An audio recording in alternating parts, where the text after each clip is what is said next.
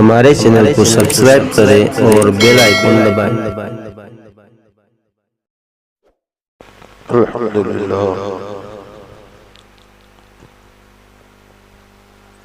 अल्हम्दुलिल्लाह कफ़ा व सलामुन अला इबादिही अल्लज़ीना इस्तफ़ा अम्मा बअद फ़अऊज़ु बिल्लाहि मिनश शैतानिर रजीम बिस्मिल्लाहिर रहमानिर रहीम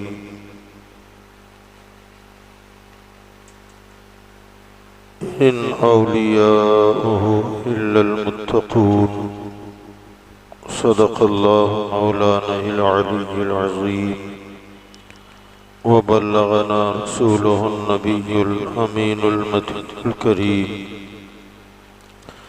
मुअज़्ज़ज़ मोहतरम सामईन किराम, अस्सलामु अलैकुम व रहमतुल्लाहि व बरकातुहू। इन्नल्लाह व मलाइकतुहु युसल्लूना अलन नबी या अय्युहल्लज़ीना आमनू सल्लू अलैहि व सल्लिमू तस्लीमा। अल्लाहुम्मा सल्लि अला सय्यिदिना व नबिय्यिना व मौलाना मुहम्मद व अला आलिहि व अस्हाबिहि व बारिक व सल्लिम सलातन व सलामन अलैका रसूलल्लाह सल्लल्लाहु तआला अलैहि वसल्लम। हज़रात गिरामी,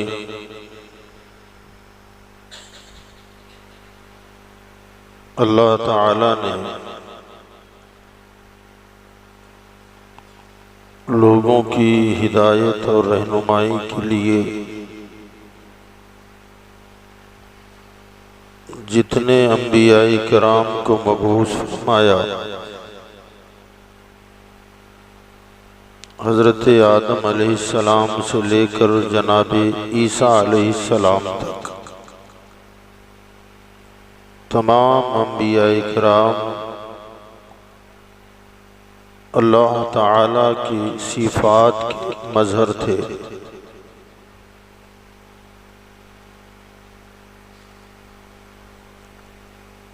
तमाम नबी और रसूल मज़हर सिफ़ात परवरदिगार और हमारे आका सल्लल्लाहु अलैहि वसल्लम मज़हर ज़ाते खुदा है। दूसरे अंबिया सिफ़ात के मज़हर और हमारे आका सल्लल्लाहु अलैहि वसल्लम ज़ाते खुदावंदी के मज़हर है। और मजहरी नहीं बल्कि मजहरे अतम है।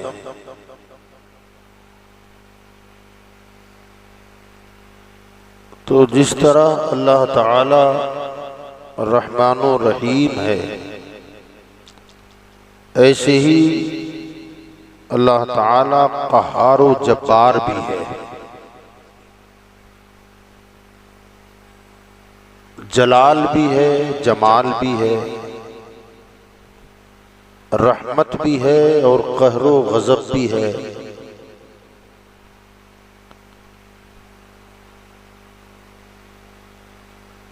उसकी सिफत रहमत का क्या कहना,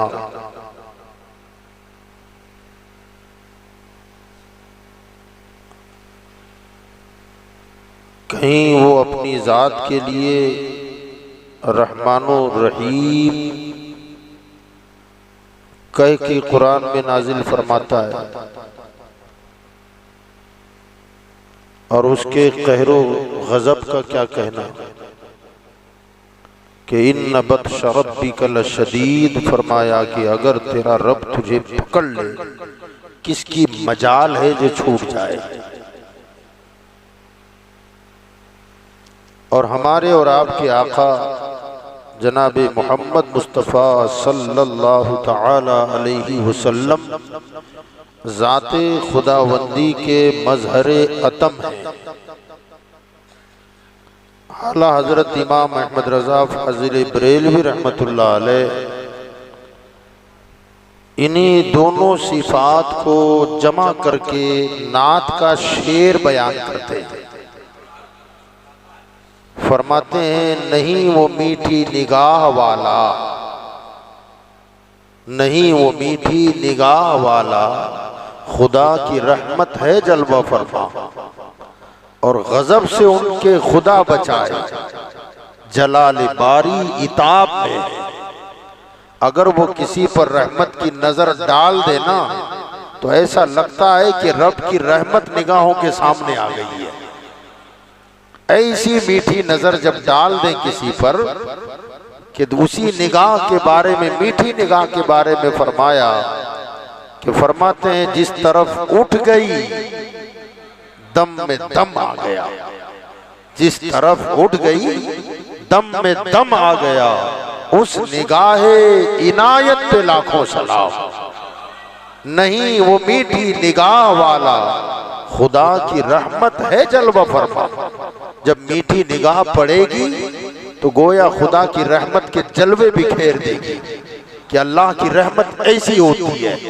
और वो निगाह क्या कहना, आला हज़रत एक और जगह पर फरमाते हैं क्या ही ज़ौक़ अफ़ज़ा शफ़ाअत तुम्हारी वाह वाह, क्या ही ज़ौक़ अफ़ज़ा शफ़ाअत है तुम्हारी वाह वाह, कर्ज लेती है गुनाह परहेज़गारी वाह वाह। जो मुत्तकी और परहेज़गार लोग होंगे, क़यामत का जब दिन आएगा ना तो मैदान महशर में सारे लोग जमा होंगे, अच्छे भी होंगे बुरे भी होंगे, मुत्तकी व परहेज़गार भी होंगे, गुनाहगारों सियाकार भी होंगे। और अल्लाह ताला सबको अलग अलग फरमा देगा। वम्ताजुल यौम अय्युहल मुजरिमून, क़यामत में क्या होगा कि मुमताज कर दिए जाएंगे, अलग अलग कर दिए जाएंगे। अल्लाह फरमाएगा मुजरिमों को छांटो, गुनाहगारों को अलग कर दो, नेकों को अलग कर दो। नेक और परहेज़गार अलग हो जाएंगे, गुनाहगारों सियाकार अलग हो जाएंगे। अब हुजूर सल्लल्लाहु अलैहि वसल्लम की नजरे रहमत किधर उठेगी? क्योंकि ये तो नेक है ना, ये परहेज़गार हैं, इन्हें आज मेरी रहमत की नजर की जरूरत नहीं है, शफाअत तो इन गुनाहगारों के लिए है। अब उस वक्त ये होगा कि गुनाहगार जब छाटे जाएंगे तो हुजूर सल्लल्लाहु अलैहि वसल्लम की राफत व रहमत की निगाह इन गुनाहगारों पर जब पड़ेगी तो वो ऐसी निगाह होगी कि वो नेकोकार मुत्तकी व परहेज़गार सोचेंगे काश ये नजर हमें मिल जाती, इस मोहब्बत की निगाह से मुस्तफ़ा हमें देखते। मगर हुजूर की तवज्जो गुनाहगारों की तरफ होगी, फरिश्ते बीच में होंगे, इधर नेक होंगे इधर गुनहगार होंगे। तो वो जो नेकोकार होंगे ना वो गुनाहगारों की तरफ आना चाहेंगे, तो फरिश्ते कहेंगे ना ये तो गुनाहगार हैं, आप तो नेक है ना, आप इधर रहें। तो वो कहेंगे काश इन पर जो निगाह मुस्तफ़ा रहमत वाली पड़ रही है हम उस निगाह को चाहते हैं।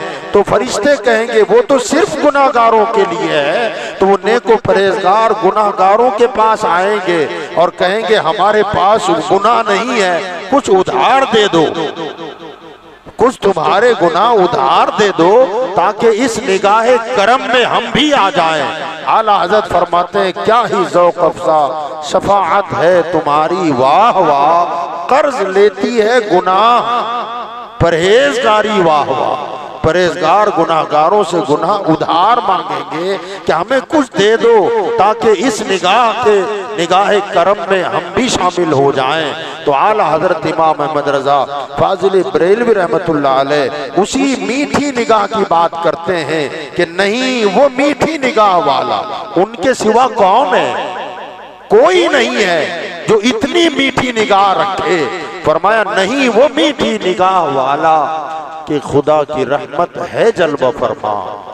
और गजब का क्या कहना, कहते हैं गजब से उनके खुदा बचाए जलाल बारी इताब में है।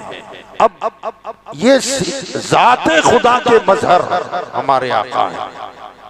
अब उनकी उम्मत में जितने औलिया हुए वो हुजूर सल्लल्लाहु अलैहि वसल्लम के इन्हीं सिफात के मजहर बने, जिस पर जो तवज्जे हुई उन्हीं सिफात के मजहर बन के ये औलिया दुनिया में चमकते हैं। यही वजह है कि बाज औलिया जमाली सिफात के मजहर होते हैं और बाज औलिया जलाली सिफत के मजहर होते हैं, जहां कहीं जमाल नजर आता है और कहीं जलाल नजर आता है। हुजूर ख्वाजा खाजगान अताए रसूल हिंदल वली मुईन मिल्लत वद्दीन हजरत सैयदना ख्वाजा मुईनुद्दीन अजमेरी चिश्ती रदी अल्लाह ताला कैसे जमाल वाले, कैसा जमाल है कि अल्लाह अकबर। अच्छे आए बुरे आए नेक आए गुनहगार आए, सबके लिए दर खुला हुआ है और सबको दामन में समेटा जा रहा है। अपने आए पराए आए है कि नहीं है। कितने लोगों को देखा गया है कि अल्लाह माफ फरमाए और अल्लाह उन्हें भी सही हिदायत अता फरमाए। कई लोग जाते हैं हाजिरी के लिए, कुछ पाने के लिए, दीदार के लिए, मोहब्बत में कुछ जाते हैं, कुछ लेने जाते हैं, कुछ खाली अकीदत में चले जाते हैं। और कितने ऐसे हैं, कई ऐसे हैं जब उर्स का मेला लगता है तो सिर्फ पाकिट मारने जाते हैं ना। और फिर मामला भी ऐसा है कि जब सारा मेला खत्म हो जाता है, जब वापस होते हैं तो एक मर्तबा मैंने खुद ही सुन लिया था कि ख्वाजा ने खूब नवाजा इस मर्तबा। बताइए, ऐसे भी हैं लोग, अल्लाह सही समझ अता फरमाए। बहरहाल दरबार जमाली है, इसमें कोई शक नहीं, क्योंकि लक़ब ही गरीब नवाज का है, गरीबों को नवाजने वाले हैं। हजरत अल्लामा बदरुद्दीन अलैहि रहमा इन्होंने अपनी एक किताब में इसको लिखा भी है और अक्सर हजरत बयान भी इसको फरमाते थे। आपने देखा होगा, अजमेर तो तकरीबन सभी लोग गए होंगे। दरगाह शरीफ का जो अहाता है, उस अहाते में छोटे छोटे कई मज़ारात हैं। अल्लामा बदरुद्दीन अलैहि रहमा फरमाते हैं कि वो जो छोटे छोटे मज़ारात हैं ना, वो कोई कब्रिस्तान के आम मुर्दे नहीं है। फरमाया अगर वो वहाँ के जगह किसी और जगह होते, वहाँ के बजाय किसी और जगह पर होते, तो उनके गुंबद और मीनार होते, उनके उर्स और संदल होते। वो अपने वक्त के बड़े बड़े औलिया हैं, बड़े बड़े औलिया हैं, मगर उन औलिया ने अपने आरास और अपने गुंबदो मीनार और अपनी शान और चमक दमक को भूलकर आफताबे विलायत के कदमों में रहना गुमनामी में मंजूर कर लिया है। कहते गुमनामी मंजूर है, मगर ख्वाजा तेरी चौखट पे रहना है। ये जो वहां मज़ारात हैं, हम वहां परवाह नहीं करते लोग। जब वहां भीड़ लगती है तो कोई टेक लगा के बैठा है, कोई उस पर चढ़ा हुआ है, उसको फलांग करके लोग निकल जाते हैं। वो अपने वक्त के बड़े बड़े औलिया अल्लाह हैं। किसी और जगह पर होते तो बड़े आलीशान गुंबद इनके होते, इनके यहाँ भी मेले लगते, उर्स सजते, मगर उन्होंने अपनी शान और शौकत को मिटाकर ख्वाजा के कदमों में रहना पसंद किया है। अल्लामा बदरुद्दीन अलैहि रहमा फरमाते हैं कि उन कब्रों में वो जो मज़ारात हैं छोटे छोटे, उन मज़ारात में एक मज़ार ऐसा है जो खाली है,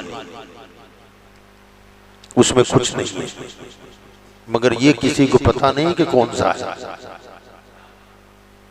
क्या हमेशा से खाली था? फरमाते नहीं, वहां कोई अल्लाह के वली थे, मगर हुआ ये कि एक मर्तबा एक खातून एक बीमार बच्चा लेकर के आई। अधमरा था। तबीबों ने जवाब दे दिया था। आई और वहां उस कब्र के पास लिटा करके हजरत की बारगाह में इल्तिजा कर रही है कि हजरत मेरा बच्चा बीमार है। तबीबों ने जवाब दे दिया है, नजरे करम चाहती हूं, एक ही है औलाद, अगर ये भी चला गया तो मेरी जिंदगी का सहारा निकल जाएगा। अब मैं ठहरी बेवा, हुजूर इस बच्चे को शिफा अता फरमा दें। अब वो लो लगा कर इल्तिजाएं कर रही है। अब जाहिर बात है दर्दी दीवाना होता है और औलाद का दर्द माँ का कलेजा ही समझ सकता है, उसे दूसरा कौन समझे। वो दिल की सदाएं जबान पर लाकर अदा कर रही है जुमलों को। उस बीमार बच्चे ने इत्तेफाक से पेशाब कर दिया। अब बिल्कुल कब्र से सटा कर लिटाया हुआ था। पेशाब जैसे ही कर दिया तो साहिबे मजार को जलाल आ गया। जैसे ही जलाल आया बच्चे की रूह निकल गई। अब बच्चा की तरफ जब मां ने देखा, अब तक जिंदा था, अब तो मर गया है। अब तो चीखें निकल गई इसकी, बिलखने लगी, रोने लगी। कहा ख्वाजा ये क्या है, लोग यहाँ मुर्दे लाकर जिंदा ले जाते हैं, मैं तो जिंदा लाई थी मुर्दा ले जाऊं? दुनिया वालों को क्या जवाब दूं कि जिंदा बच्चा लेकर ख्वाजा के आस्थाने पर गई और मुर्दा लेके लौट रही हूं। अब जब तड़पी है तो हजरत ख्वाजा खाजगान अलैहि रहमतुल्लाह व रिजवान को उसका तड़पना बिलकना देखा न गया और मज़ारे मुबारका से सरकार खुद तशरीफ लाए और फरमाया कि खातून घबराती क्यों है, तूने सच कहा, यहाँ मुर्दा आते हैं और जिंदा होके जाते हैं। कहा तेरा बच्चा भी यहाँ से जिंदा ही लौटेगा। आपने एक नजर डाली और बच्चे को हयात अता फरमा दी। दूसरे ही लम्हे साहिबे मजार के जिस जलाल का शिकार होकर वो बच्चा मौत के घाट उतरा था, हजरत ख्वाजा ने फरमाया कि यहाँ रहना है तो ये जलाल नहीं चलेगा, यहाँ तो अच्छे भी आएंगे और बुरे भी आएंगे। हमने सबको संभाल कर रखा है और हमें सबको संभालना है। कहा यहाँ मेरे दरबार में अच्छे बुरे अपने बेगाने सब आएंगे और यहाँ सब पर जमाल की नजर होगी। कहा आइंदा इस जगह को खाली कर दो, कहीं और चले जाओ। वो मजार खाली करके वो अल्लाह के वली कहीं और चले गए। वो मजार आज तक खाली है क्योंकि वहां जलाल नहीं चलेगा, वहां जमाले गरीब नवाज है। तो गोया हजरत ख्वाजा हिंद अताए रसूल हिंद अल वली रहमतुल्लाह ताला अलैह ये जो जात है ना, ये जमाले मुस्तफ़ा की मजहर है, जमाले मुस्तफ़ा की मजहर है। और बाज औलिया वो हैं जो जलाले मुस्तफ़ा के मजहर होते हैं। और हजरत सैयदना शेख अब्दुल कादिर जीलानी ये तमाम सिफाते मुस्तफ़ा के मजहर अतम है, बल्कि और औलिया सिफात के मजहर हैं और मेरा गौस ज़ाते मुस्तफ़ा का मजहर है। जैसे और नबी अल्लाह के सिफात के मजहर और मोहम्मद मुस्तफ़ा ज़ाते खुदा के मजहर, ऐसे ही और औलिया सिफाते मुस्तफ़ा के मजहर और गौसे आजम ज़ाते मुस्तफ़ा का मजहर। इसीलिए सरकार बगदाद फरमाते हैं कुल्लु वलिय्यिल्लाहि क़दमुन व अन्नी क़दमुन नबी बदरिल कमाल। फरमाया हर वली किसी न किसी नबी के नक्शे कदम पर होता है और मैं आमिना के लाल के नक्शे कदम पर हूं। आप फरमाते हैं बहरहाल तो बाज औलिया जमाली सिफात के मजहर और बाज औलिया जलाली सिफात के मजहर और हजरत सैयदना अब्दुल कादिर जीलानी वहाँ जमाल भी है और जलाल भी है, वहाँ दोनों बातें हैं। गोया ये शेर जो आला हजरत का है ये नात का भी है और मनकबत में लाएं तो फिर मनकबत का भी है। अगर गौसे आजम की बारगाह में पेश करें तो फिर यूं कहना पड़ेगा नहीं वो मीठी निगाह वाला खुदा की रहमत है जलवा फरमा और गजब से उनके खुदा बचाए जलाल बारी इताब में है। अगर रहमत की नजर हो तो मुर्दे जिंदा हो जाए, और जलाल की नजर हो तो जिंदा आदमी मौत के घाट उतर जाए। जमाली नजर हो तो चोर को अब्दाल बना दे, और जलाली नजर डाल दे तो कुतुब को भी बेयारो मददगार छोड़कर विलायत को सल्ब फरमा ले। ये शान हुजूर पीराने पीर गौसे आजम की है। बहरहाल हुजूर शेख अब्दुल कादिर जीलानी रज़ी अल्लाह तआला अन्हु के एक साहबजादे हुए हैं जिनका नामे नामी इसमें गिरामी है हजरत सैयद शेख अब्दुल वहाब रज़ी अल्लाह तआला। इनके बेटे हैं हजरत सैयदना शेख सैफुद्दीन, उनके बेटे हैं हजरत सैयदना सैयद शेख अब्दुल सलाम, उनके एक बेटे हुए हजरत सैयदना शेख अब्दुल रहीम। समझ गया? शेख अब्दुल कादिर जीलानी, उनके बेटे हजरत सैयद अब्दुल वहाब, उनके बेटे हजरत सैयद सैफुद्दीन कादरी रहमतुल्लाह अलैह, उनके बेटे हजरत सैयद अब्दुल सलाम कादरी रहमतुल्लाह अलैह, उनके बेटे हजरत सैयद अब्दुल रहीम रहमतुल्लाह अलैह। ये पैदाइशी तौर पर जज्ब का इन पर गलबा था। औलाद है पीराने पीर की, गौसे आजम की। इब्तिदाई दौर में इनके वालिद ने हजरत सैयद अब्दुल सलाम अलैहि रहमा ने तालीम और तरबियत करना शुरू कर दी, मगर अक्सर व बेशतर शुक्र की कैफियत तारी रहती, जज्ब का गलबा होता, और बचपन ही में यानी 7-8 साल की उम्र रही होगी, जब जज्ब की कैफियत तारी होती तो जंगलों में मीलों निकल जाते, बाद में तलाश किया जाता। हजरत सैयद अब्दुल सलाम अलैहि रहमा ने इनकी निगरानी के लिए एक अब्दाल को मुकर्रर किया था। उनका नाम है अलीमुल्ला अब्दाल। का मेरा बेटा जज्ब की कैफियत में रहता है, तुम इसकी निगरानी करना, ये जहां जाए इसके साथ साथ रहना। वो मुकर्रर कर दिया। अब मुकर्रर किया तो जब इनकी उम्र 18-19 साल की हुई तो सुलूक की मंजिलें अपने वालिद ही से तय कर रहे थे, मगर कभी जज्ब की कैफियत तारी हो जाती तो निकल जाते, फिर लौट के आते, अलीमुल्ला अब्दाल इन्हें लेके आते। एक मर्तबा जज्ब का ऐसा गलबा तारी हुआ, ऐसा गलबा तारी हुआ कि ये बगदाद से निकले तो सीधे हिरात की तरफ आए। ये हिरात अफगानिस्तान का हिस्सा कहलाता था। अफगानिस्तान आ गए और वहां से उसी जज्ब की कैफियत में निकले तो हिरात से कठोल की तरफ तशरीफ लाए। कठोल में एक साहब रहते थे जिनका नाम है हजरत शेख जमालुद्दीन। ये साहब हैं हजरत उमर फारूक आजम की औलाद में, फारूकी नस्ब रखते थे। इनके दरवाजे के सामने से सैयद अब्दुल रहीम साहब का गुजर हुआ तो इन्होंने देखा कि कोई चमकता हीरा है, जरा खींचने की जरूरत है। वो बाहर निकले, पेशानी पर नूरे विलायत था। कहो नौजवान इधर आओ। वो उसी कैफियत में मुड़े आए, कहा क्या बात है, कैफियत पूछी, क्या नाम है, कहाँ के रहने वाले हो, किसके लड़के हो। उन्होंने सारी कैफियत बताई तो कहा बेटा मैं तुम्हारे बहुत दिनों से इंतजार कर रहा हूं, अब यहां से कहीं नहीं जाना है, मेरे पास रहो। जो कुछ वालिद से सीखा था उसके बाद तरबियत और तालीम इन्होंने उनकी फरमाना शुरू कर दी, हत्ता के उनके आदात अतवार गोया कुछ थोड़ा बहुत घिसने की जरूरत थी, वो घिस दिया।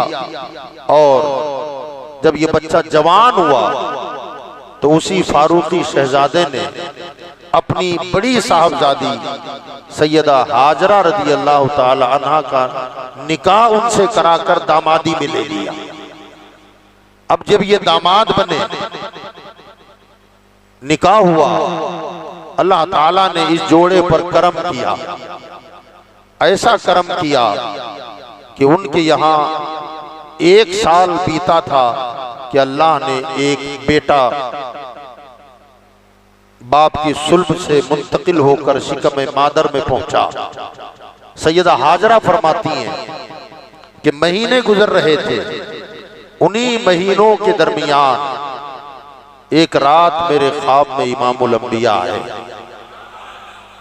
और कहने लगे, हाजरा तेरी शिकम में जो जान परवान चल रही है ये बड़ा मुबारक बच्चा है।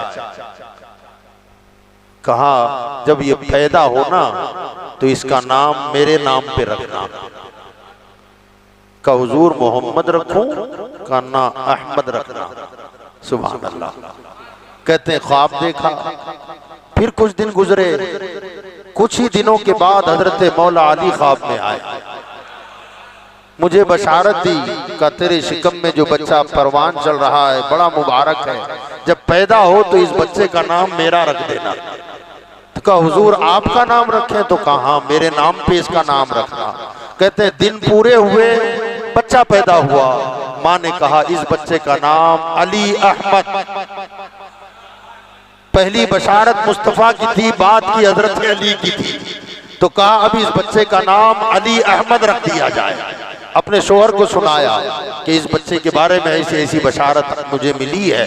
तो दोनों बशारतें सुना दी, मशवरा हुआ और कहा कि इस बच्चे का नाम अली अहमद रखा जाए। उनके वालिद कहने लगे कि आज से कुछ दिन पहले मुझे एक अल्लाह के वली बरगज़ीदा मुलाकात हुई थी। उन्होंने कहा था अब्दुल रहीम तेरे यहाँ जो बच्चा पैदा होने वाला है वो बच्चा अलाउद्दीन के नाम से मशहूर होगा।